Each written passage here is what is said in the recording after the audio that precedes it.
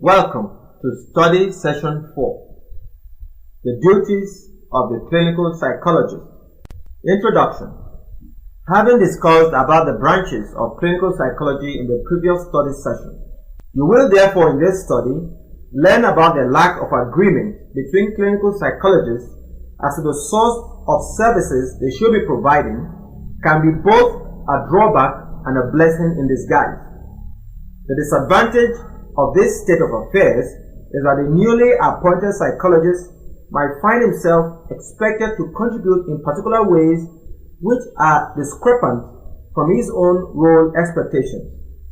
On the other hand, the clinician can be seen to be in almost unique position in the hospital setting, for because of the ambiguous nature of the discipline, he can very well often stipulate his own job description.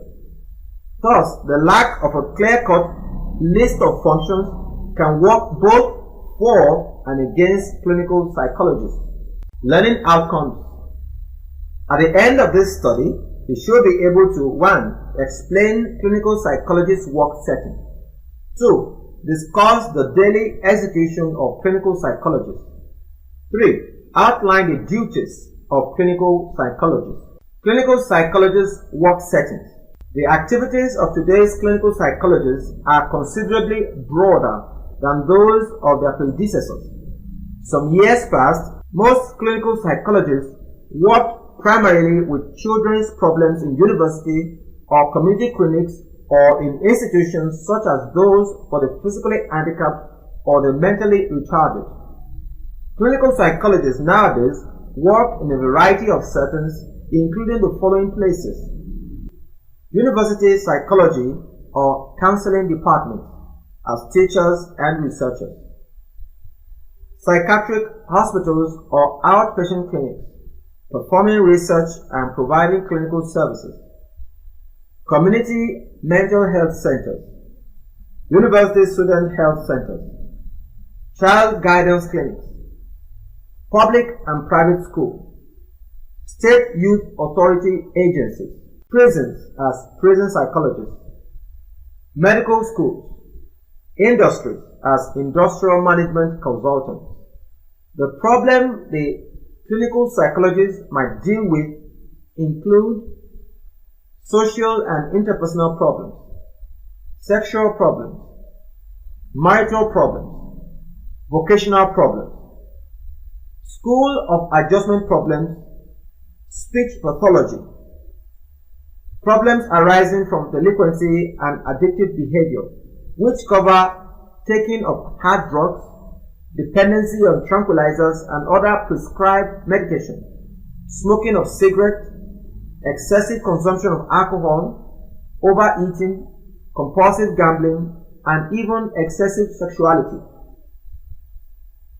Problem arising from organic brain dysfunction and many others. Emotional distress of adults and children with chronic illnesses such as cancer, hypertension, diabetes, and so on. Clinical psychologists work with individuals of all ages. For example, they work with infants, perhaps evaluating them for signs of mental retardation with or without accompanying brain damage. Preschool children, identifying the gifted, the emotionally disturbed, or consulting with schools for the handicapped. School-age children, helping them with learning and behavioral problems, or perhaps working with a high school drug abuse program. Young adults, vocational guidance, premarital counseling, and sex education. Parents, child rearing problems, marital problems. The elderly, geriatric or retirement problems. Individuals of all ages with chronic illnesses such as mental illness, cancer, hypertension, diabetes. What clinical psychologists do.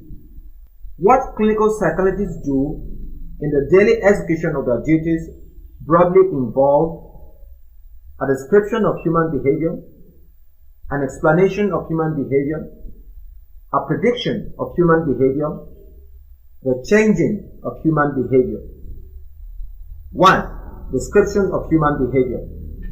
For a perfect understanding of a person's mental health predicament to be achieved, an accurate description of the individual and the context in which he or she lives has to be made. Such description should comprise the client's present behavior without leaving out how he or she behaved before the psychological problem began. The clinical psychologist tries to identify a specific pattern of behaviors, thoughts, or feelings that characterize the difficulties his or her client is experiencing so as to determine if these problems are unique or have similarities to challenges experienced by other people. After some initial information has been obtained about the person, clinical psychologists must formulate a series of questions to systematically gain more information. These questions should be guided by a sound theory of human behavior and by research findings regarding the problems of the individual client. The questions may address the strengths and weaknesses of the client, identifying what other aspects of life the client may have experienced success or satisfaction, as well as the future plans regarding the current problems. This will enable the clinical psychologist develop a careful and detailed description of the scope and nature of the client's problems. The most important observations and descriptions are those that focus on consistent patterns of problematic behaviors across individuals and within the same individual over time. For example, the clinical psychologist would need to determine if the problem is representative of a larger group of individuals who display a similar pattern of behavior due to their developmental stage in life, childhood, adolescence, adulthood, old age, or they are having gone through some traumatic experiences such as war, divorce of parents, rape, loss of a job, and so on.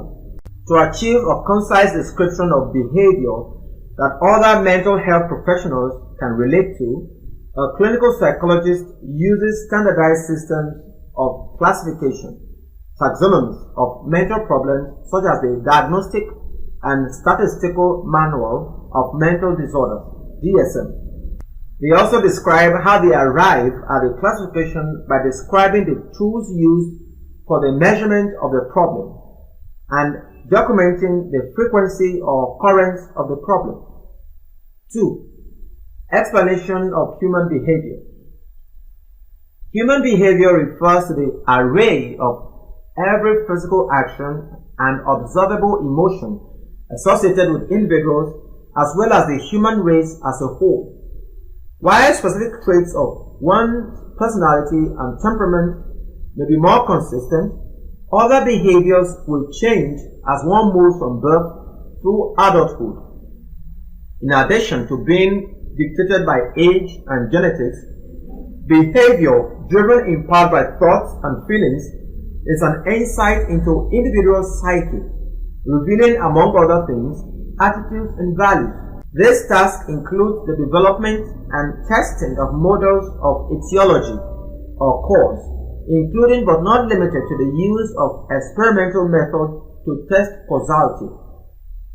The explanation enterprise of psychological science and of psychological practice involves the generation of hypotheses about an individual or a problem, hypotheses that can then be carefully and rigorously tested.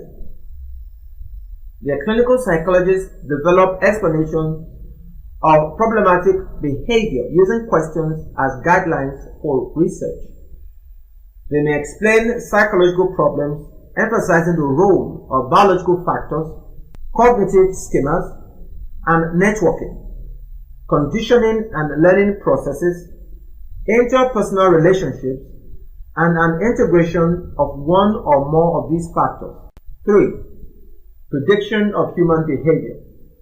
The most stringent and necessary test of any explanation is to see if it leads to predictions that are supported by empirical research. The importance of prediction, like description and explanation, is evident in the work of psychologists helping individuals as well as in the work of clinical researchers trying to understand a problem in the general population. Prediction is possible only through repeated observations in which conditions are either controlled or well understood. In research, prediction is tested in two ways. A.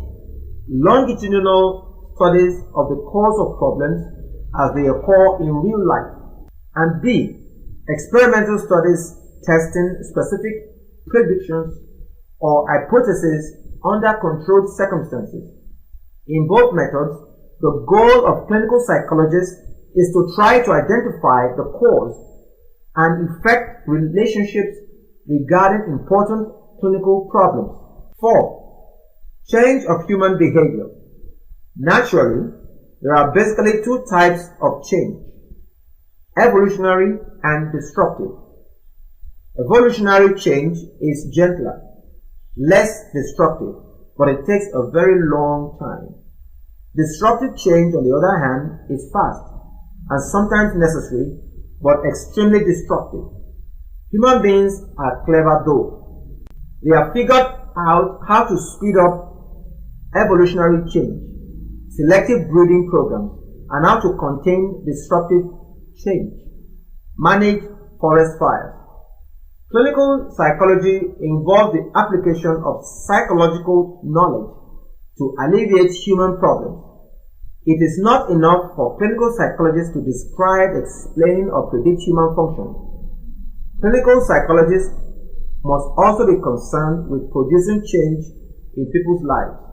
Specifically, clinical psychologists develop and carry out planned and controlled interventions for the treatment and prevention of psychopathology, for coping with and prevention of some forms of physical illness, and for the promotion of psychological and physiological health. Facilitating change is a goal of researchers and practicing clinicians alike. Efforts to change people's lives must be based on research evidence that allows the clinician to make reasonable predictions about the effects of specific interventions. Clinical psychologists are concerned with developing much more than a set of techniques for helping people change. They are committed to developing a broad set of principles to understand how and why people change. Clinical psychologists are more than technicians who can follow a set of procedures designed to help a person deal with a problem or change some aspect of his or her behavior.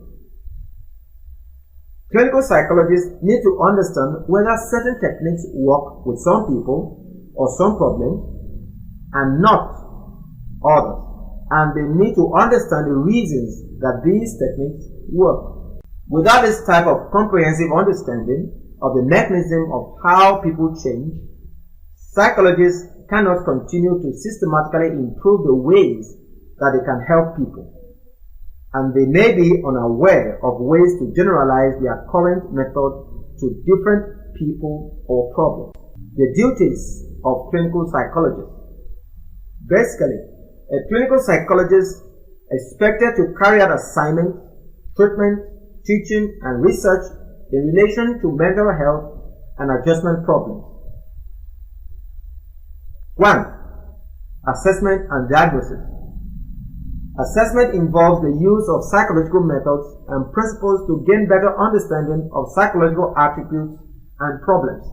It consists of collecting information related to behavioral repertories, cognitive functioning, and emotional states of people. The information can be collected to diagnose psychological problems, choose techniques of intervention and treatment, do vocational guidance, select candidates for a vacancy, obtain complementary data from a previous assessment, select possible participants in a certain psychological research, establish a baseline of a particular behavior which will be matched with post-treatment changes and some other purposes.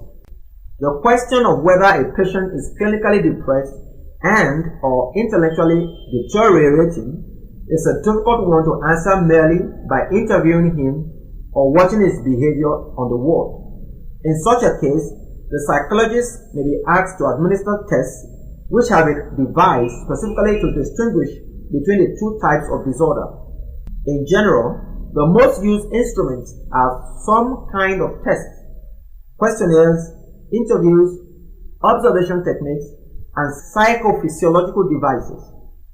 The clinical psychologist may thus use personality, intelligence, cognitive, perceptual, learning, and memory tests for diagnostic purposes and for psychotherapeutic evaluation. Frequently, a combination of these procedures are often used together to gather information to aid in diagnosis. Diagnosis should be understood as the output of a psychological assessment process. It involves identifying and labeling behavioral, cognitive, emotional, and social problems of a person, group, or community. Based on diagnosis, best line of intervention is decided, and sometimes the client may be referred to psychiatrists or general practitioners for medical evaluation if it is suspected that clients may have an underlying medical condition or chemical imbalance that may require prescriptive medication. So, treatment. Treatment involves clinical interventions on people with the purpose of understanding, relieving, and solving psychological, emotional, cognitive, and behavioral disorders. Clinical psychologists use different types of evidence-based treatment techniques such as behavioral therapy, cognitive therapy, cognitive behavioral therapy, CBT, logotherapy, interpersonal therapy, or any other depending on the psychologist's theoretical orientation, preference, training, and or needs of the client to help patients overcome their presenting problems. These techniques are typically applied in a one-on-one session with a client or sometimes in group sessions and can be carried out by one or more psychologists as a team. The duration of treatment usually takes between 5 to 40 sessions, once or twice a week, but it also may be so short a session and so long as it takes several years. Normally, the average session duration takes between half an hour and 1 hour, but it also may change according to type of therapy and circumstances. 3. Teaching and supervision. Teaching involves the sharing of skills and knowledge with other members of the mental health team in order to enhance a greater understanding of the psychological dimension of a patient's problems. The training courses associated with each of these professions recognize the importance of grounding in psychology and attempt to provide some coverage of the main topics. In addition, the psychologist often finds himself carrying out more specialized forms of teaching in higher institutions of learning. Psychologists can be dedicated to teaching accredited psychology courses leading to a partial or full degree in areas of personality, psychopathology, abnormal psychology, clinical assessment, psychodiagnosis, behavioral therapy or modification, psychotherapy, intervention and treatment techniques, community intervention, research design, and others. Supervision of a practicum is a special kind of teaching where clinical psychologists provide their professional expertise to students' training. In a general sense, the model consists of students attending sessions considered suitable for them and also carrying out some tasks with a client, always controlled by the supervisor. In any case, clients always know that they are dealing with training students and the person in charge is the supervisor. This supervision may be individual or in some groups. In the same way, other tasks showing professional practice of the students are usual, such as test application, correction, and evaluation, the use of certain methods and techniques, and the attendance of clinical meetings. Obviously, the student is also obliged to keep professional secret as clinical psychologists. The aid given to students requesting it with the purpose of planning or doing a certain research is another way of training and supervision. The supervisor's task has to be in such a manner that he or she acts as a facilitator who gives direction in terms of research design and framing of research topic and or hypothesis without becoming the main supplier of ideas to the student. Teaching may also be directed to plans as part of a therapeutic context whenever clinical rapport implies helping people in order to make them learn new ways of behavior to be applied in daily life situations. 4. Research. Clinical psychologists are far better trained to conduct research projects than any of their professional colleagues, both as undergraduates and as postgraduates. They have been schooled in the intricacies of experimental design and statistical procedures and have been involved in a wide range of psychological experiments. It is not surprising, therefore, that one of the functions of the clinical psychologist in the psychiatric setting is not only to carry out his own research projects, but to encourage and assist others to carry out projects themselves.